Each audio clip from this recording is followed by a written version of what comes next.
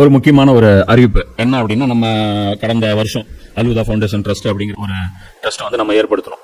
அந்த ட்ரஸ்டின் வழியாக அல்லாஹ்வுடைய தீனுக்கு தக்குவியத் ஏற்படுத்தக்கூடிய செயல்கள், அது வந்து சில தாவா சென்டர்கள் உருவாக்குறதா இருக்கட்டும், சில தாய்க்களை உருவாக்குறதா இருக்கட்டும், சில புத்தகங்களை மொழிபெயர்க்கிறதா இருக்கட்டும், சிலருக்கு என்னென்ன ஃபெசிலிட்டி செஞ்சு கொடுத்தா அல்லாஹ்வுடைய தீனுக்கு பலம் ஏற்படுத்துமோ அதற்கான வகையில நம்ம செலவு பண்ணக்கூடிய ஒரு வேலையை வந்து நம்ம செஞ்சுட்டு இருக்கோம். இது வந்து ஜகாத்துடைய அமௌண்ட் நீங்க கொடுக்கலாம். இது வந்து நீங்க அல்லாஹ்வுக்கு அழகிய கடன் அப்படிங்கிற அடிப்படையிலும் கொடுக்கலாம். அல்லாஹ்வுடைய தீனுக்கு எது எல்லாம் வலிமைப்படுத்தக்கூடிய வேலையோ, அல்லாஹ்வுடைய அந்த தக்பீர் ரப் இகாமத் தீனுக்காக செலவிடப்படும் ஒவ்வொரு பைசாவும் அல்லாஹ்வுக்கு கடன். ஏன்னா இது வந்து ரசூல் செய்ய வேண்டிய வேலை, அது நம்மள செய்ய சொல்றான் அல்லாஹ். அதனால இதுக்கு ஃபுல் அண்ட் ஃபுல் இன்சார்ஜ் எல்லாம் என்ன எடுத்துக்கிறான், இது எனக்காக நீ கொடுத்த கடன் சொல்றான். அல்லாஹ் ரப்புல் ஆலமீன் அவன் கொடுத்த காசுக்கு அவனுக்கே நம்ம கடன் கொடுக்கக்கூடிய ஒரு மகத்தான வாய்ப்பு வந்து இந்த பணி.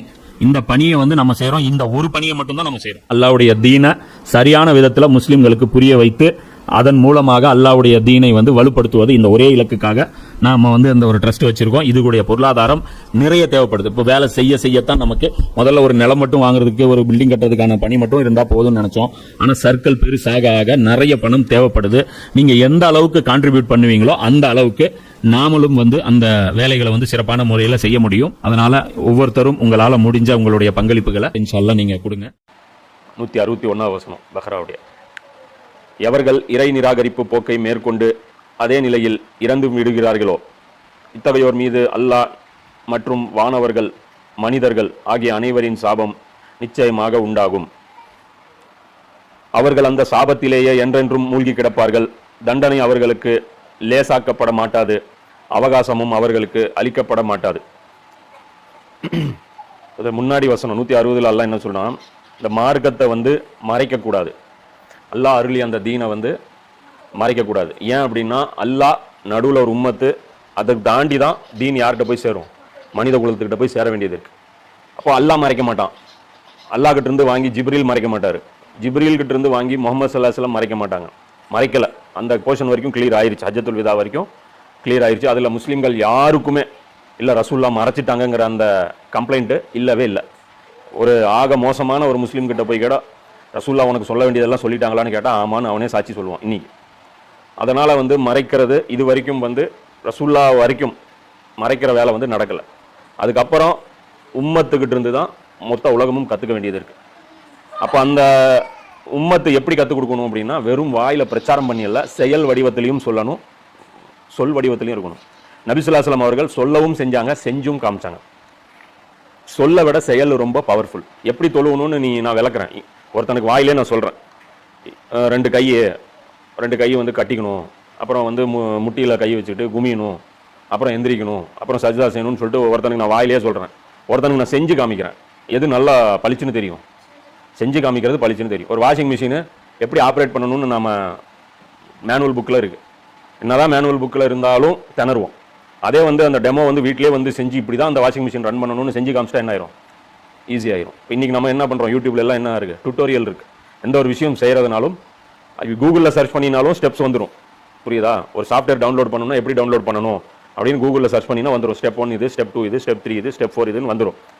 அதே வந்து யூடியூப்ல அதே சாஃப்ட்வேர் எப்படி டவுன்லோட் பண்ணணும்னு போனீங்கன்னா எவனோ ஒருத்தன் கம்ப்யூட்டரில் ஆன் பண்ணி இது பாருங்க ஃபர்ஸ்ட் பேஜ், அங்கே பாருங்க அந்த 3 புள்ளி மாதிரி ஒரு பட்டன் இருக்குது, இதை கிளிக் பண்ணுங்க, அடுத்தது அதை கிளிக் பண்ணுங்கன்னு சொல்லிட்டு அவன் என்ன பண்ணுவான், ஃபுல்லாக கைட் பண்ணுவான்.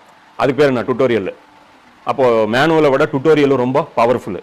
அப்போ வேதம்ங்கிறது மேனுவல் மாதிரி, இதை வந்து நம்ம டுட்டோரியலாக காட்டணும். வெறும் வேதத்தை வச்சு ஃபாலோ பண்ணுற கெப்பாசிட்டி நிறைய பேருக்கு இருக்காது. ஏன்னா நமக்கு வந்து வெறும் வேதத்தை ஃபாலோ பண்ணவும் முடியாது. அதனால தான் நபி அனுப்பி டுட்டோரியல் எல்லாம் காட்டுறான். நபி வந்து டெமோ காமிச்சிட்டு தான் போகிறார், இந்த தீனை வந்து எப்படி அப்ளிகேபிள் பண்ணணும். புரியுதா? இந்த விஷயங்கள்லாம் செஞ்சு காமிக்கும் போது இது நம்ம மேலே கடமை என்ன, ரசூல்லா மவுத்தானதுக்கு அப்புறம் மனித குலம் யாரெல்லாம் வராங்களோ அவங்க எல்லாம் நாம டெமோ காட்ட வேண்டியது நம்முடைய கடமை. எந்த மாதிரி டெமோ, ரசூல்லா எப்படி டெமோ காட்டினாங்களோ அந்த மாதிரி டெமோ. தொழுகையிலையும் முன்மாதிரி காட்டணும், அரசியலையும் முன்மாதிரி காட்டணும், எல்லா விஷயங்களிலும் குடும்பத்தில் சட்டத்திட்டங்கள் எல்லாத்துலேயுமே நம்ம முன்மாதிரி காட்ட வேண்டியது நம்முடைய பொறுப்பு. அது முன்மாதிரி நம்ம காட்டலைன்னா அல்லாஹ்வுடைய தீனை மறைச்சதாகும். அல்லாஹ்வுடைய தீனை நம்ம என்ன ஆகிட்டோம், மறைச்சிட்டோம். இந்த தீனில் இவ்வளோ நன்மைகள் இருக்கிறது மனித குலத்துக்கு போய் சேராமலே போயிடும். இவ்வளோ நல்ல விஷயங்கள் இஸ்லாத்தில் இருக்கிறது மனிதர்களுக்கு தெரியாமலே போயிடும். அதனால தான் இன்னைக்கு இஸ்லாத்தை வந்து என்ன பண்ணுறாங்க, வெறுக்கிறாங்க. ஏன்னா இஸ்லாம்னா என்னன்னே அவங்களுக்கு தெரியாது. இஸ்லாம்னா ஏழைகளுடைய நலனுக்காக இறக்கப்பட்ட மார்க்கம் அப்படிங்கிற விஷயமே தெரியாது. இஸ்லாம்னா என்ன நினச்சிட்டு இருக்கிறாங்க, வலுக்கட்டாயமா இபாதத்து செய்ய வைக்கக்கூடிய ஒரு மார்க்கம். புரியுதா? மனிதனை நிர்பந்தப்படுத்தி இறைவனுக்காக வணக்கம் செய்யக்கூடிய ஒரு மார்க்கம் அப்படின்னு தான் அவங்க விளங்கி வச்சிருக்காங்க. அப்படி மறைக்கும், அப்படி தீனை வந்து நம்ம சரியா கொண்டு போய் சேர்த்தல அப்படின்னா நம்ம என்ன குற்றத்துல வருவோம்? மறைச்ச குற்றத்துல வருவோம். அப்ப அந்த மறைச்ச குற்றத்துக்கு அல்லாஹ் என்ன சொல்றான்? யாருக்கு நான் மன்னிப்பேங்கிறான்? மறைச்சவங்க மறுபடியும் அதை தெளிவுபடுத்தும் போது நான் மன்னிப்பேன் அப்படின்னு சொல்லி சொல்றான். அப்படி நான் தெளிவுபடுத்த மாட்டேன், மறைச்சதை நான் மக்களுக்கு வெளிப்படுத்த மாட்டேன் அப்படின்னு சொன்னா அதுக்கு அல்லாஹ் சொல்றான், எவர்கள் இப்படி செய்ய மாட்டேன்னு நிராகரிப்பு போக்கை மேற்கொண்டு அதே நிலையில் இறந்து விடுகிறார்களோ, மறைச்ச நிலையிலேயே முஸ்லிம்கள் யாரெல்லாம் இறக்குறாங்களோ அத்தகையோர் மீது அல்லாஹ் மற்றும் வானவர்கள் மனிதர்கள் ஆகிய அனைவரின் சாபம் நிச்சயமாக உண்டாகும். இந்த மக்கள் மேல என்ன பண்ணுவான்? அல்லாஹ் சாபம் செய்வான், வானவர்கள் சாபம் இடுவாங்க, மனிதர்கள் ஆகிய அனைவரும் மனிதர்களும் சாபம் இடுவாங்க. ஏன் அப்படின்னா இந்த இடத்துல சாபம் ஏன் மனிதர்கள் செய்யணும்? ஏன் மனிதர்கள் செய்யணும்னா அல்லாஹ் கொடுக்க சொன்ன நியாமத்தை நாம கொடுக்காம விட்டுட்டோம், அதனால அவன் சிரமப்படுறான்ல. அப்ப இப்ப இன்னைக்கு எவன்லாம் வந்து அல்லாஹ்வை திட்டுறானோ அந்த திட்டெல்லாம் யாருக்கு போகும்? அல்லாஹ்வுக்கு போகாது. ஏன்னா அவனுக்கு அல்லாஹ் கொடுக்க சொல்லி நியாமத்தை நம்மகிட்ட கொடுத்தான், நாம மறைச்சிட்டோம். புரியுதா? இப்போ ரோட்ல ஒருத்தன் வந்து ஒரு பாட்டி வந்து சிரமம் அழுகுது, எனக்கு யாருமே இல்லை, எனக்கு என் புருஷனும் இல்லை, எனக்கு குழந்தையும் இல்லை, அதனால நான் பசியில இருக்கேன், நான் பட்னியில இருக்கேன், எனக்கு கடவுள் வந்து இப்படி படைச்சு நம்போன்னு விட்டுட்டான், அவன் நல்லாவே இருக்க மாட்டான்னு கடவுளை திட்டுறாங்க. என்ன செஞ்சவனை திட்டுறாங்க, சாபம் கொடுக்குறாங்க. நடக்குதா இல்லையா? சாபம் கொடுக்குறாங்க. என்ன இந்த அநியாயம் பண்றவங்களாம் நல்லா வாழ்ந்துட்டு இருக்கிறாங்க, அந்த சாமி வேடிக்கை பார்த்துட்டு சும்மா இருக்குது, எதுவும் இவங்களெல்லாம் எதுவும் பண்ண மாட்டேங்குது, இவங்களை நல்லா வைக்குது அப்படின்னு சொல்லி அந்த சாபம் அவங்கள விடுறாங்க. அந்த சாபம் யாருக்கு போய் சேரும்? நமக்கு தான் சேரும், முஸ்லீம்களுக்கு சேரும். அது ஸ்பெஷலா யாருக்கு சேரும்? முஸ்லீம்களுக்கு சேரும். ஏன் சேரும்? இந்த அநியாயக்காரங்களா அநியாயத்தை விட்டு தடுக்க சொல்லி எல்லாம் நம்மள டியூட்டி நியமிச்சா நாம அந்த டியூட்டியிலிருந்து வெளி. புரியுதா? இப்போ நம்ம வந்து ஃபயர் சர்வீஸ்க்கு ஃபோன் பண்றோம், ஃபோன் பண்ணி ஃபயர் சர்வீஸ் கண்ட்ரோல் ரூமுக்கு ஃபோன் அடிக்கிறோம், நம்ம வீடு பத்தி எரியுது நீங்க வாங்க அப்படின்னு சொல்லிட்டு ஃபயர் சர்வீஸ் ஃபோன் அடிச்சோம். அவன் கண்ட்ரோல் ரூம் என்ன பண்ணா, அங்க இருக்கிற ஃபயர் ஆஃபீஸருக்கு ஃபோன் பண்ணி உடனே போங்க, இந்த ஏரியாவில் வீடு பத்தி எரிஞ்சிட்டு இருக்கு, போய் அனுப்பிச்சு விடுங்கன்னு சொல்லிட்டான். இப்போ வந்தவன் என்ன பண்ணா, அவன் தண்ணி எடுத்துட்டு வந்தான்ல, அவன் என்ன பண்ணா, வர்ற வழியில அவங்க வீட்டு ஃபங்க்ஷனுக்கு போய் மஞ்சள் நீர் விளையாடிட்டு இருக்கிறான். எதுல? அந்த ஃபயர் சர்வீஸ் தண்ணி எடுத்து பூச்சாண்டி அந்த அந்த தண்ணி ஸ்ப்ரெட் பண்ணி மஞ்சள் நீர் ஃபங்க்ஷன்ல விளையாடிட்டு இருக்கிறான், ஜாலியா விளையாடிட்டு இருக்கிறான். இப்போ நம்ம யாரை திட்டுவோம்? இந்த மஞ்சள் நீர் விளையாட போனானே அவனை திட்டுவோமா? திட்ட மாட்டோம். நம்ம யாரை திட்டுவோம்? ஃபோன் பண்ணி அட்டன் பண்ணால அவனை தான் திட்டுவோம். ஃபோன் பண்ணி இவ்வளவு நேரம் மறுபடியும் ஃபோன் பண்ணி யாரை திட்டுவோம்? ஏன்டா மூதேவி எவ்வளவு நேரம் ஃபோன் இருந்தது, இங்க எல்லாம் எரிஞ்சு கறி கட்டையா போச்சு, நீ என்னடா பண்ணிட்டு இருக்கிறன்னு திட்டுவான். அவன் யாரை திட்டுவான்?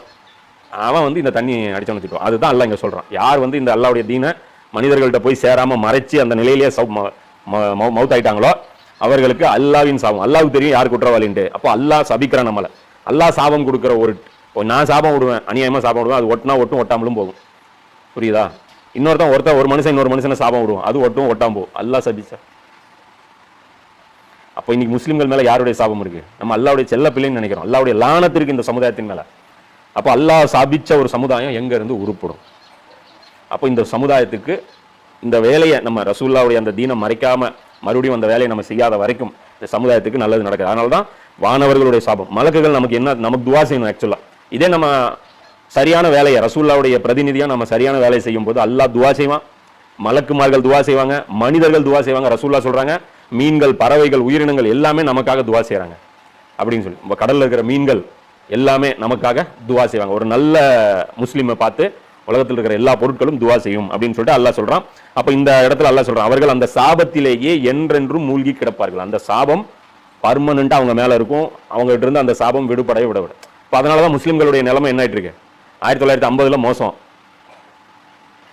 60 70 அதை விட மோசம், இன்னும் 80 90 படுமோசம், அதுக்கப்புறம் என்ன கேடு கெட்டது, அதுக்கப்புறம் தரம் கெட்டது, மோசமா போய்கிட்டே இருக்கும்.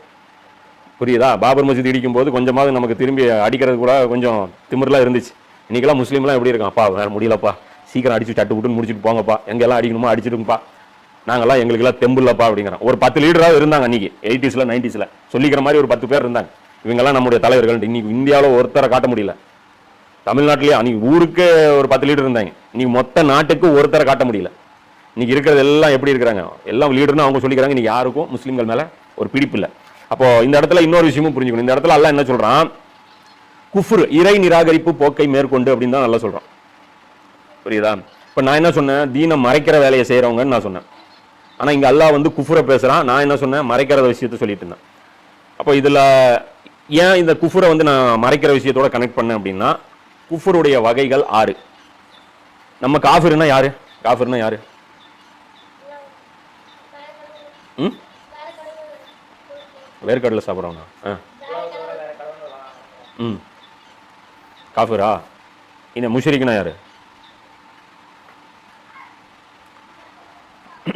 முஸ்லீம்னா அல்லாஹ் வணங்குறவன், முஷ்ரிக்னா அல்லாஹ்வுடன் வேற கடவுளை வணங்குறவன். காஃபிர் அப்படின்னா அல்லாஹ்வை மறுக்கிறவன், கடவுளே இல்லைன்னு சொல்றான். அல்லான்னு ஒரு கடவுள் இல்லைன்னு சொல்றான். அல்லாவும் இருக்கான், மற்ற சிலைகளும் இருக்கு, லாத்து உஸாவும் இருக்கு அப்படின்னு பேசுறவன் முஷ்ரிக், இணை வைப்பவன். இவன் யாரு? காஃபிர், நிராகரிப்பவன். அல்லாவே கிடையாது அப்படிங்கிறான். அப்ப நம்ம பொதுவா மக்கள் முஸ்லிம்கள் விளங்கி வச்சிருக்கிறது என்ன அப்படின்னா, காஃபிர்னா அல்லாவை நிராகரிப்பவன் மட்டுமே நம்ம நினைச்சிட்டு இருக்கிறோம். அது ஒண்ணும் இல்ல. குர்ஆன் வந்து 6 விஷயங்கள் என்ன சொல்லுது? குஃபுருங்குது. 6 விஷயங்கள் யாரு செஞ்சாலும் அவன் என்ன? காஃபிர். நம்பர் 1 அல்லாவை மறுப்பது, அல்லாவை முற்றிலும் மறுப்பது. ரெண்டாவது அல்லாஹ்வுடைய சக்தியை மறுப்பது, அதுக்குள்ளே இன்க்ளூடட் எது? அல்லாவை மறுப்பது, அல்லாஹ்வுடைய ஆற்றலை மறுப்பது, அல்லாஹ் நம்மளை படைச்சாங்கிறத மறுப்பது. புரியுதா? அல்லான்னு ஒருத்தன் இல்ல, அவனுக்கு எந்த சக்தியும் இல்ல, அவன் எதையும் படைக்கவில்லை. அது வந்து இன்னைக்கு உலக மக்களுடைய பெரும்பான்மையுடைய அக்கீதா. புரியுதா? இன்னைக்கு இந்த திராவிடம் பேசுறாங்களா, திராவிட மாடல்ங்கிறாங்களா, இந்த திராவிடர்கள் யாராவது இதை அல்லாஹ் படைச்சான்னு ஒத்துக்கிறாங்களா? ஒத்துக்கிறது இல்ல. வெள்ளக்காரங்க ஒத்துக்கிறது இல்ல, சைனா ஒத்துக்கிறது இல்ல, அமெரிக்கா ஒத்துக்கிறது இல்ல, இந்தியா ஒத்துக்கிறது இல்ல. புரியுதா? அரசாங்கங்கள் எதுவுமே கடவுளை என்ன பண்ணுது? ஒத்துக்கிறது இல்ல, படைக்கல, இதெல்லாம் வந்து தானா உண்டாச்சு அப்படின்னு சொல்லி பேசக்கூடிய இது எல்லாமே எதுல வந்திருக்கு? குஃப்ர்ல வருது. சரியா? ரெண்டாவது என்ன அப்படின்னா அல்லாஹ் நம்புறது. அல்லாஹ் தான் இறைவன், அல்லாஹ் ஒருத்தன் இருக்கிறான், அவன் படைச்சான், அவனுக்கு எல்லா சக்தியும் இருக்கு, ஓகே. ஆனா அவன் உத்தரவை ஃபாலோ பண்ண மாட்டேன். ஆதமுக்கு சஜ்தா பண்ணுன்னு மாட்டேன். அப்போ இப்லீஸை பத்தி அல்லாஹ் என்ன சொல்றான்? அவன் காஃபிர்களில் ஒருவன்கிறான். ஆனா அவன் அல்லாஹ் நம்பலையா? அல்லாஹ்ட்ட தானே பேசுறான். எனக்கு வரம் கொடுன்னு வாங்குறான், மறுமை நாள் வரைக்கும் எனக்கு சாகாம என்னை வச்சிருங்கிறான், என்னை விட நீ எப்படி இவனை செலக்ட் பண்ணலாங்கிறான். இதெல்லாம் யார்கிட்ட பேசுறான்? இல்லாத அல்லாஹ்ட்டே பேசிட்டு இருக்கிறான். ஆனா அல்லாஹ் அவனை பார்த்து என்ன சொல்றான் குர்ஆன்ல? காஃபிர் அவன் தாங்கிறான். இருக்கிறதுலே அவனை விட ஒரு பெரிய காஃபிர் வேற எவனும் இல்லை. காஃபிர் லிஸ்ட் போட்டா அந்த முதல் கேட்டகரி அபூ ஜஹீல், ஃபிரௌன் வருவானா, இப்லீஸ் வருவானா? இப்லீஸ் தான் வருவான். ரொம்ப நம்பர் 1 காஃபிர் யாரு? இப்லீஸ் தான். அவன் நம்பர் 1 காஃபிர். அல்லாஹ் எப்படி நம்பினான்? இன்னும் சொல்ல போனா நம்ம எல்லாரோட அவனுக்கு அல்லாஹ் பத்தி அறிவு ஜாஸ்தி. அல்லாஹ்வுடைய சக்தி நமக்கு தெரியுமா, அவனுக்கு தெரியுமா? எவ்வளவு கெப்பாசிட்டி அவன் பார்த்துருப்பான், எவ்வளவு காலமா பார்த்துட்டு இருக்கான், எத்தனை நபிமார்கள் அவன் பார்த்துட்டு இருக்கான். அப்போ அல்லாஹ்வை நம்புவது, ஆனால் அவனுடைய ஆர்டரை மறுப்பது, ஆர்டரை ஏற்க மறுப்பது, இது என்னது? குஃப்ர். ரெண்டாச்சா? மூணாவது குஃப்ர் என்ன அப்படின்னா வாயளவில் அல்லாஹ்வையும் அவன் உத்தரவையும் ஏற்பது. ஆமாங்க, அல்லாஹ் இருக்காங்க, அல்லாஹ் சொல்ற மாதிரி தான்ப்பா வாழணும். ஆமாங்க, அல்லாஹ் சொல்றபடி தாங்க வாழணும். ஆனா இவர் பேச்சு நான் கேட்க மாட்டேன். யாரு? முஹம்மது ஸல்லல்லாஹு அலைஹி வஸல்லம் பேச்சு கேட்க மாட்டேன். அப்போ உத்தரவு யார் வழியா வரும்? ரசூல் வழியா தான் வரும். பின்ன டைரக்டா வந்து அல்லாஹ் பேசுவான், இதை செய்ய அதை செய்யின்ட்டு ரசூல் அனுப்பி சொல்லுவான். இவன் என்ன பண்ணிடுவான்? ரசூலை மறுத்துருவான். ரசூலை மறுத்தானே என்ன நடக்கும்? அதே தான் நடக்கும். புரியுதா? அப்போ ரசூலை மறுத்துட்டாலும் என்ன? அவன் காஃபிர். நாலாவது சில ரசூல்களை ஏற்று சில ரசூல்களை மறுப்பு. இது ஃபர்ஸ்ட் கேட்டகரி. என்ன? ரசூலே இல்லைங்கிறது. ரசூல்லாம் வரமாட்டாங்க, அல்லாஹ் இருக்கான், அவன் இடத்துல இருக்கான். புரியுதா? அல்லாஹ்வுக்கு பயங்கரமான சக்தி எல்லாம் இருக்கு, அல்லாஹ் சொல்ற மாதிரி தான் நடக்கணும், ஆனா எதுவுமே சொல்ல மாட்டேங்கிறான் அப்படிங்கறத அப்படியே மெயின்டைன் பண்ணிக்கிறது. இது என்ன அப்படின்னா சில ரசூல்களை ஏத்து சில ரசூல்களை, மூசா நபியை ஏத்துக்குவான், ஈசா நபியை மறுப்பான். இவன் யாரு? யூதன். ஈசா நபி வரைக்கும் ஏத்துக்குவான், ரசூல்லாவை மறுப்பான். இவன் யாரு? கிறிஸ்டின். அப்ப இவங்கெல்லாம் யாரு? நம்முடைய பார்வை, இஸ்லாத்து குர்ஆனுடைய பார்வையில யாரு? காஃபிர்கள்.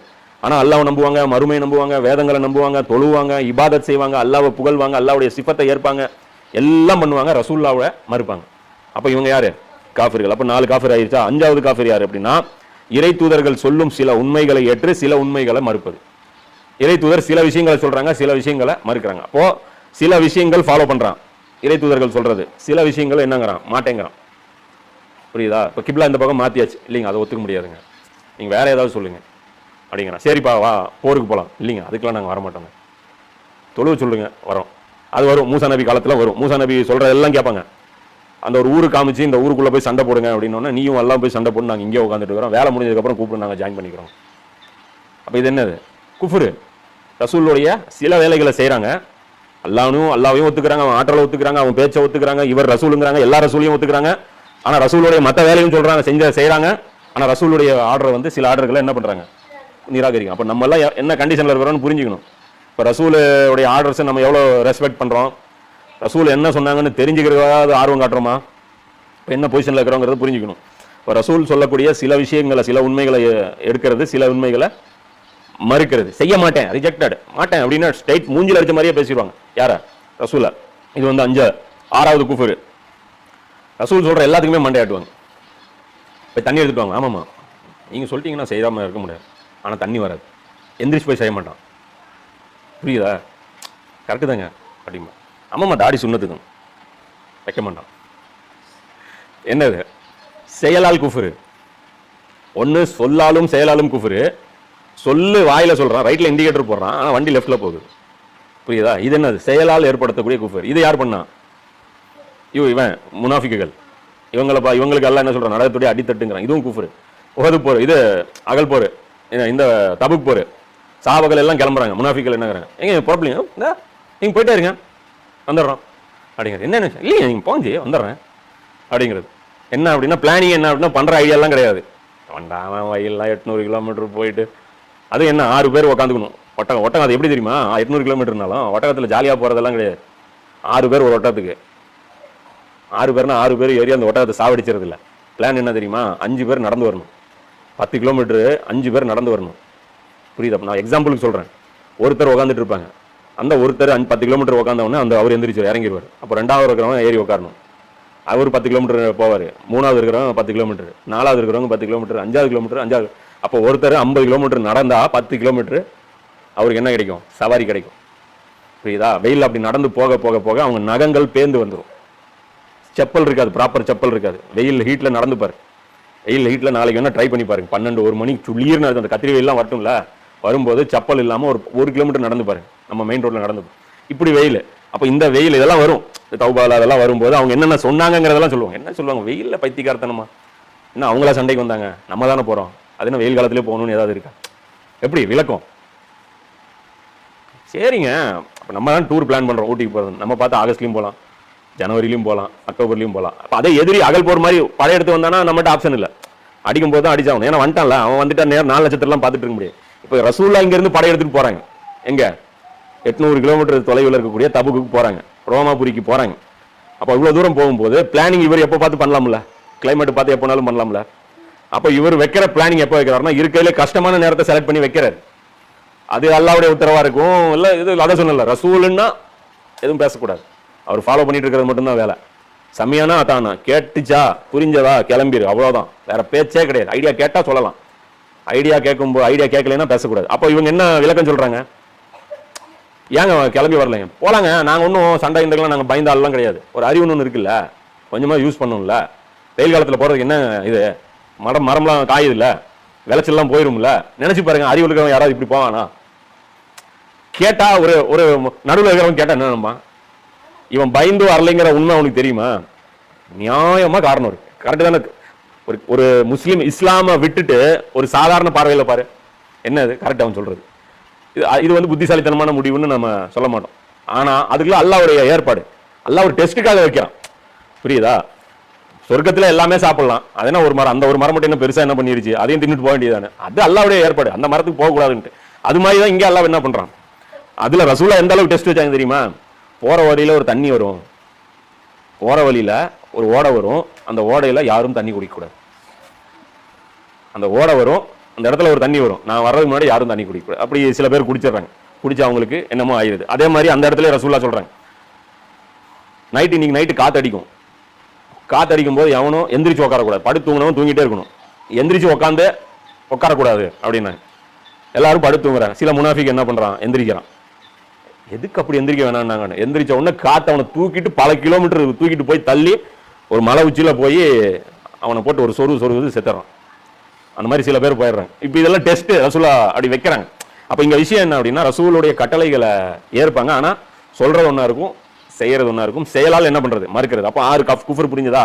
அல்லாவை மறுக்கிறது, அல்லாவை நம்புவான், ஆர்டரை மறுக்கிறது, வாயளவில் அல்லாவையும் அவர் உத்தரவை ரசூல் எல்லாத்தையுமே அல்லாவையும் ஆர்டரையும் ஏற்றுக்கிறது, ரசூலை மறுக்கிறது, ரசூலை பாரபட்சம் காட்டுறது, ரசூல் சொல்றதுல சிலது ஃபாலோ பண்றது, சிலது மறுக்கிறது, எல்லாத்தையும் வாயில ஏற்றுக்கிட்டு செயல்ல காமிக்காம இருக்கிறது. இப்போ இந்த 6 வகையும் என்னது, குஃபர் தான்.